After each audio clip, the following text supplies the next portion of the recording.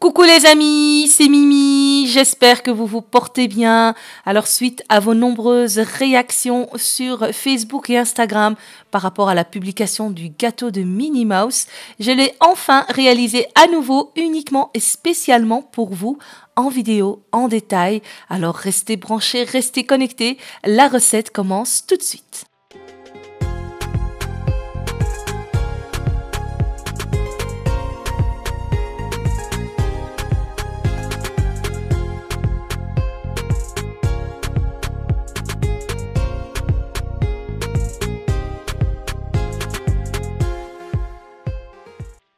J'espère que vous êtes prêts. Il y aura bien sûr plusieurs étapes différentes. On commence par la première qui est donc la génoise. J'ai ici 130 g de sucre, du sucre semoule. On a ici 100 g de farine, 5 g de levure chimique. On va retrouver les œufs, j'en ai au total 4. Je les ai divisés en deux juste parce que je ne trouvais plus le bol pour en mettre 4 d'un coup. Ici, on a 40 g de poudre de cacao amer non sucré.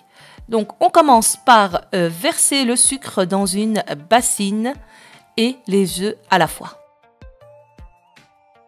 Voilà, et d'un claquement des doigts, on va bien sûr blanchir le mélange, faire tripler de volume les œufs et le sucre. Je vais prendre ma passoire pour tamiser la farine avec la levure chimique ainsi que la poudre de cacao amer. Et on va donc récupérer la totalité des grammes et je vais tamiser la totalité aussi des poudres. Et là, de nouveau, d'un claquement des doigts, j'incorpore ces poudres au mélange mousseux d'œufs et de sucre sans casser bien sûr le mélange. On y va délicatement. Ici, j'ai un moule un peu plus petit que celui que j'utilise d'habitude et plus haut pour avoir une génoise bien épaisse. Comme ça, mon gâteau prendra de la hauteur. Je verse sur un papier sulfurisé bien sûr et je vais enfourner dans un four préchauffé au préalable à 190 degrés et on va cuire pendant 10 minutes. Après 10 minutes, je récupère mon gâteau qui est tout beau et qui a bien gonflé comme je vous ai dit, il est bien haut. Je récupère une planche à découper et je vais venir déposer, transvaser mon gâteau, donc ma génoise, du plateau du four à la planche à découper. Pardon, je perds un peu mes mots. J'ai retiré le papier sulfurisé. Là, je viens récupérer mon gabarit, le chiffre 1. Ici, j'ai un chiffre de format A4. Et là, comme c'est un petit format, je vais pouvoir avoir donc les deux chiffres sur la même génoise. J'ai pas besoin d'en faire deux. Avec une, j'aurai 2 étages de chiffre 1. Voilà, j'utilise un couteau bien tranchant, toujours bien aiguisé avant de trancher la génoise. Voilà. Et on va comme ça découper 2 chiffres 1.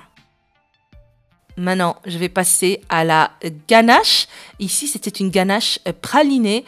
J'ai donc 250 ml de crème épaisse à 30% de matière grasse au minimum. J'ai une grosse cuillère à soupe de mascarpone. Pareil, une cuillère à soupe de sucre glace et aussi 2 cuillères à soupe ici de praliné, donc du beurre de noisette qui se vend bien sûr déjà prêt, hein, facile à faire. Je vais verser la crème dans un récipient assez haut, genre comme ce que j'ai pris moi, une carafe et je verse tous les ingrédients dedans, donc le sucre glace, la mascarpone et j'ajoute encore le praliné. Praliné de noisette. Qu'est-ce que ça sent bon. Voilà, il ne me reste plus qu'à monter tout ça en chantilly. Voilà le résultat. On a une superbe ganache bien ferme et onctueuse à la fois. Maintenant, on va passer au dressage. Je récupère seulement un seul chiffre, un des deux. Vous choisissez celui que vous voulez. De toute façon, ils vont tous les deux passer à la casserole, comme on dit. Je viens et je mets une couche vraiment généreuse de ganache pour avoir de la hauteur au niveau du gâteau et pour avoir beaucoup de gourmandise aussi. Comme ça, il y aura assez de crème lorsqu'on va mettre la cuillère ou la fourchette dans notre gâteau. Je vais ensuite poser le deuxième chiffre par-dessus et lisser un peu la ganache et aussi en rajouter à certains endroits où il en manquerait. Je couvre mon gâteau d'un plastique obligé pour pas qu'il prenne les odeurs du frigo et je le mets au frais. En attendant, j'ai ici une crème au beurre importante lorsqu'on va utiliser une décoration en pâte à sucre. Il faut poser la pâte à sucre sur une crème au beurre ou de la Nutella ou quelque chose qui n'est bien sûr pas à base de crème. Et c'est simple, donc ça se vend déjà prêt comme ça dans le sachet et vous avez les informations pour le réaliser à l'arrière. Donc là, moi je commence par mettre des couches très épaisses et généreuses. Ensuite, avec ma spatule, je viens lisser tous les bords et ensuite je remets dans le même plastique et je laisse mon gâteau posé au frais. Maintenant le gâteau est au frais et en attendant on va s'occuper de la pâte à sucre. On va faire toutes les décos.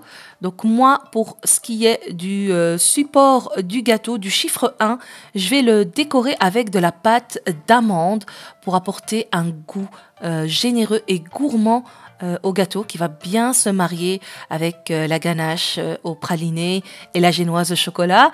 Vous pouvez bien sûr garnir aussi de pâte à sucre.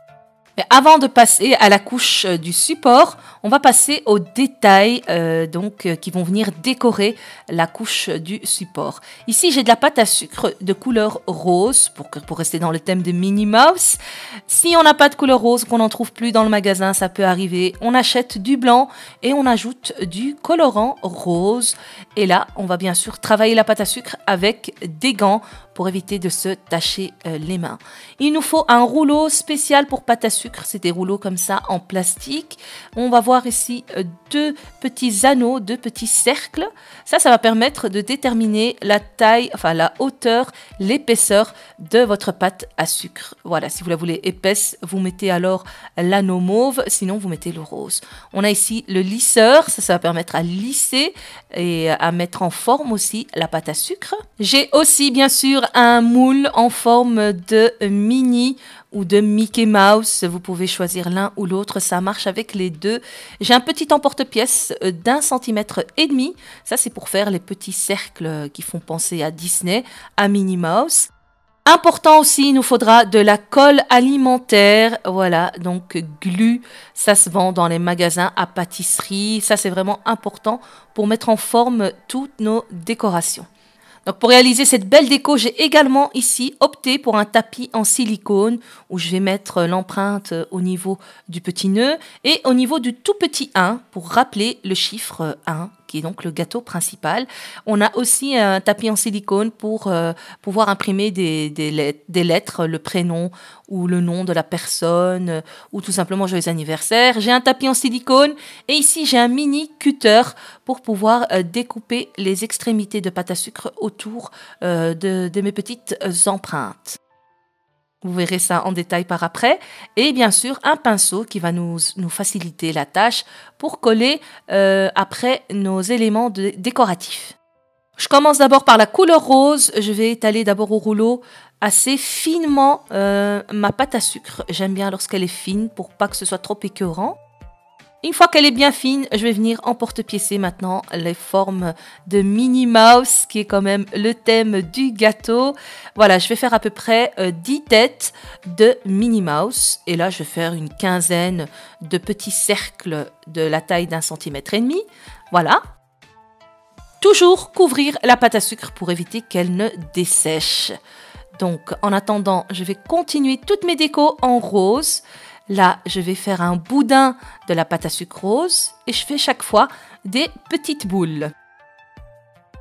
Donc, pour le petit 1, je fais des toutes petites boules et pour le nœud de papillon qui est un peu plus grand, je fais des boules un peu plus grandes.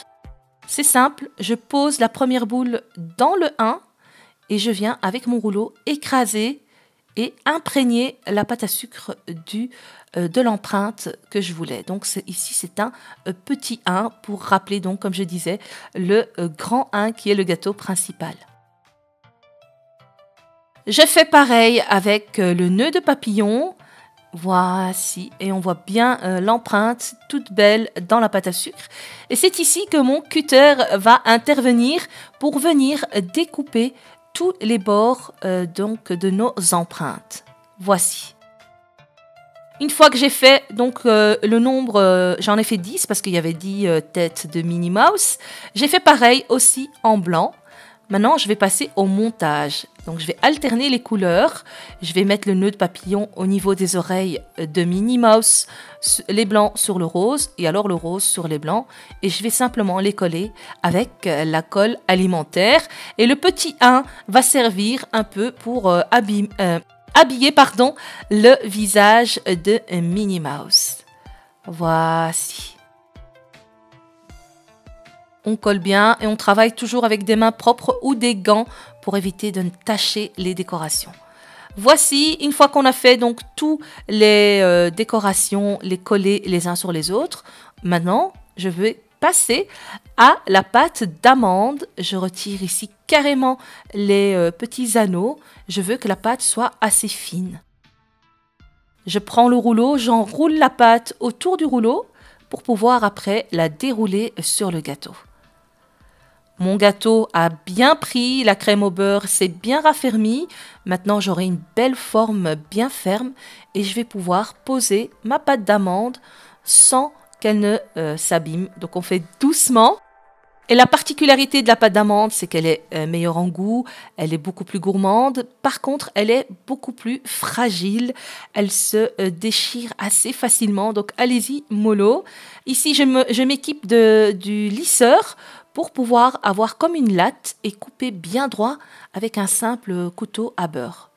Donc, je vais comme ça procéder tout autour du chiffre 1 pour enlever les extrémités, pour bien former le gâteau. Voilà, donc j'ai tout enlevé. Maintenant, ici, il nous faudra un plateau tournant important. Ça, c'est un support à gâteau. Normalement, le côté principal est doré et l'arrière était noir. J'ai préféré poser sur l'arrière noir, car le noir, on le retrouve aussi dans le personnage de Minnie. Voici, si jamais vous n'avez pas de support comme ça noir, vous pouvez toujours décorer le support avec de la pâte à sucre. Et là, je vais coller maintenant tout autour du chiffre 1, tout autour de la hauteur. Je vais coller mes petites décos en alternant rose, blanc, jusqu'à bien sûr épuisement du contour du chiffre 1. Ici, j'ai aussi écrit Mimi, juste pour vous montrer comment mettre en place la décoration finale. Donc, ce qu'on fait, c'est d'abord poser tous nos cercles sans mettre de colle. Voilà, on dispose premièrement pour avoir une idée de déco. Une fois qu'on a trouvé l'idée qui nous plaît et les bons emplacements, à ce moment-là, on va prendre notre colle et on va pouvoir coller chaque élément. Donc voilà, je dispose ici les petits cercles un peu partout. Voilà. Et une fois que je suis d'accord avec la déco, que je suis prête, à ce moment-là, je vais coller un par un et je les remets là où je les avais bien sûr prédéposés. Il me restait encore des têtes de Minnie, je les ai collées entre elles autour d'un cure-dent l'une sur l'autre et je pique dans mon petit cercle rose tout simplement pour ajouter de la hauteur au niveau visuel du gâteau.